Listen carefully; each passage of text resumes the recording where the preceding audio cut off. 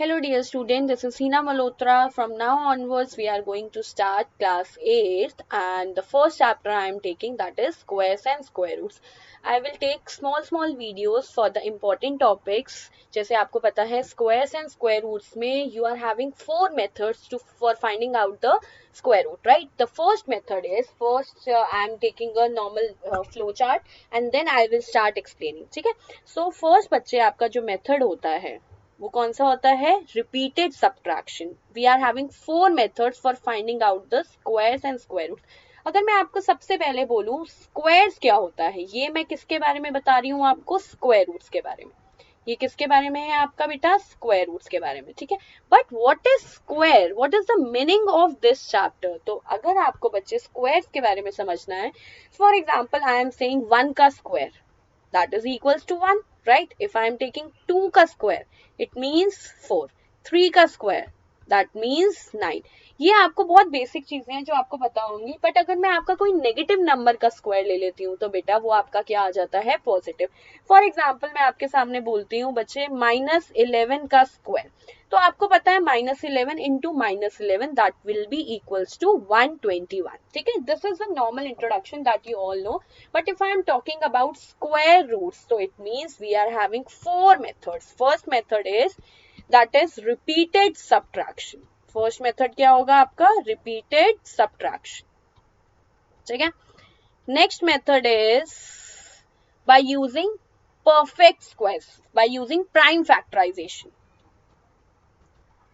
Prime factorization. ठीक है.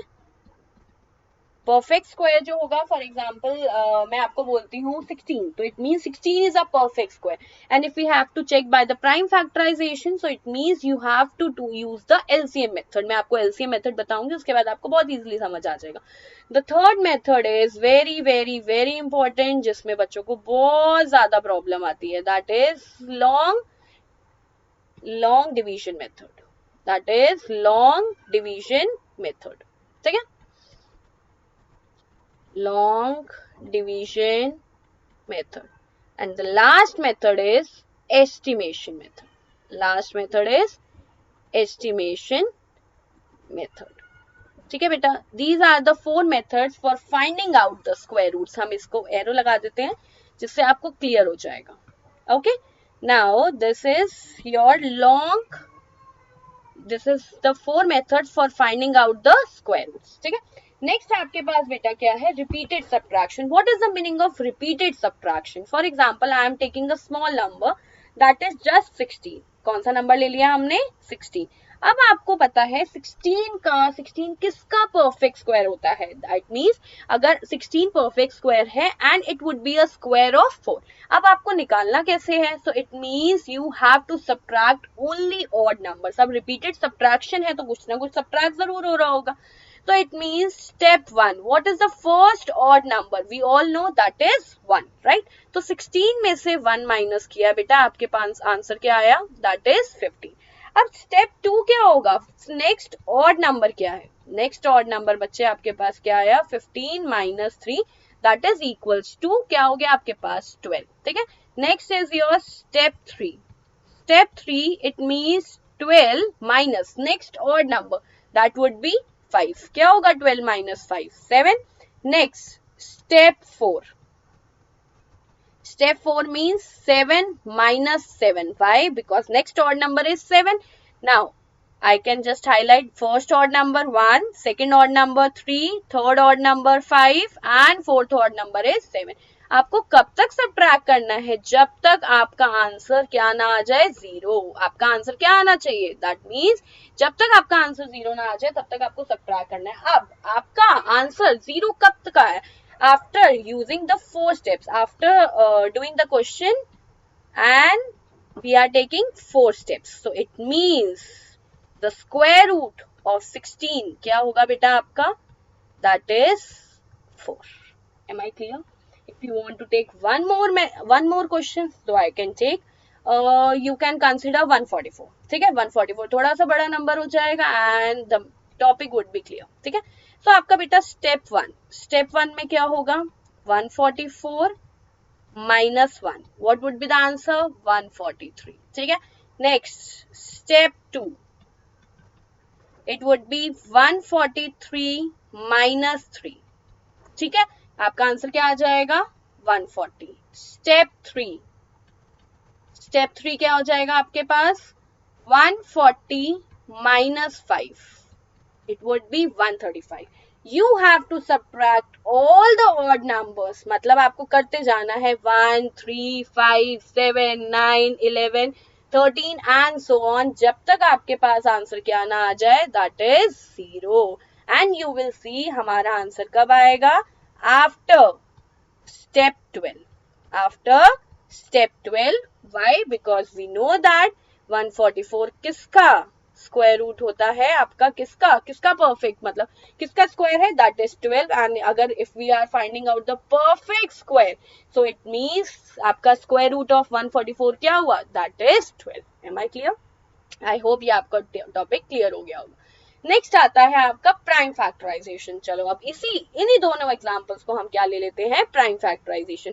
आज का टॉपिक बहुत इजी रहेगा आपका. नेक्स्ट क्लास से मैं आपको बहुत इंपॉर्टेंट टॉपिक कराऊंगी. नेक्स्ट क्लास में आपका लॉन्ग डिवीजन, पूरी क्लास में मैं आपको लॉन्ग डिवीजन कराऊंगी. एंड फिर उसके बाद एक क्लास रखूंगी जिसमें मैं आपको एस्टिमेशन बताऊंगी. उसमें उसके नेक्स्ट क्लासेस में आपको नॉर्मल जो रैशनल नंबर्स वाले क्वेश्चंस होते हैं या डेसिमल वाले क्वेश्चंस होते हैं, तो that is most important part. But I will take a small videos जिससे आपको टॉपिक क्लियर हो जाए. ठीक है. अब नाउ आई एम टेकिंग 16. अब 16 में बहुत बच्चे क्या मिस्टेक करते हैं बेटा? अब यहाँ तो आपको चलो पता है 2 होगा डेफिनेटली, बट कई बार ऐसे नंबर्स आ जाते हैं. फॉर एग्जाम्पल मैं ले रही हूँ 225. ठीक है. अब मैंने एक और नंबर क्या ले लिया? 225. तो बहुत बच्चे कहेंगे मैम 5 से कर लो ना. बच्चे, प्राइम फैक्टराइजेशन का मतलब we all have to take the prime numbers. Prime factorisation का सबसे मेजर पार्ट क्या है?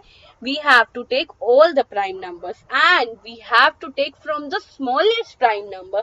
सो इट मीन्स, मैं आपको दोनों एग्जांपल लेके दिखाऊंगी. अगर मेरा 16 है तो इट मीन्स 2 हो गया. यहाँ क्या हुआ? 8. नेक्स्ट हुआ 2, 4, नेक्स्ट 2, 2, 2 एंड दिस इज 1. अब प्राइम फैक्टराइजेशन है, चैप्टर है squares and square roots.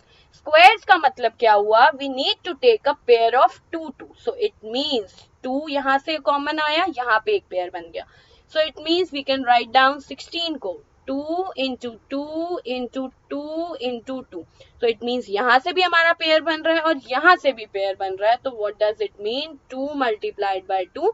So it means the answer is 4. आपने पहले भी चेक किया था, आंसर क्या आ रहा था? 4. यहाँ से भी आंसर क्या आया आपका? 4.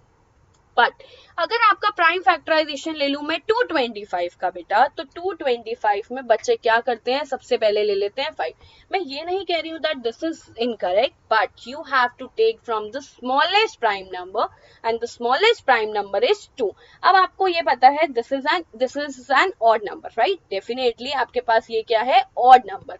तो 225 can not come in the table of 2. So आपको क्या चेक करना है? नेक्स्ट प्राइम नंबर क्या होता है? 3.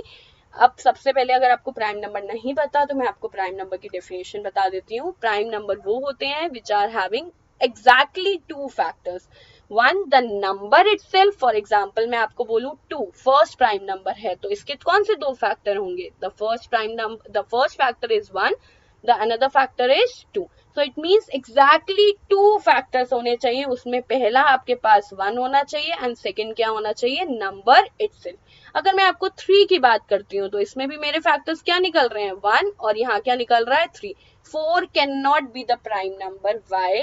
बिकॉज 4 के फैक्टर बेटा 1, 2 and 4. So it means we are having three factors ना. और मैंने आपको प्राइम नंबर की क्या डेफिनेशन बताई है?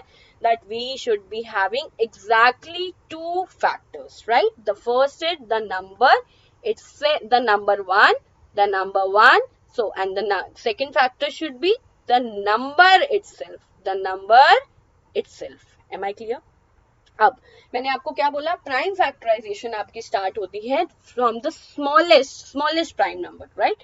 अब स्मॉलेस्ट प्राइम नंबर यहाँ पे 2 के टेबल में 225 आता नहीं है.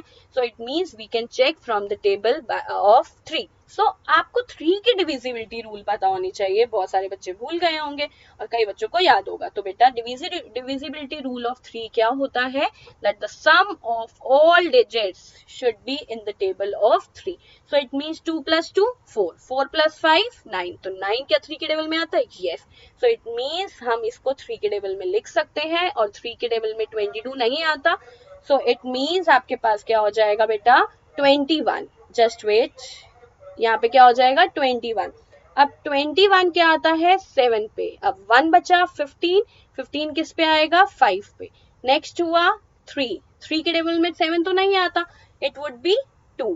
Now 15 would be 5, next 5, it would be 5 and 5 1। So what does it mean? This one pair, this is a pair, so it means 225 3 into 3 into 5 into 5, 3 का पेयर 5 का pair. So answer is 3 multiplied by 5, it means 15। So what does it mean? 225 किसका square root हुआ? 15 का। Am I clear? I hope आपको जो भी मैंने topic समझाया वो क्लियर होगा।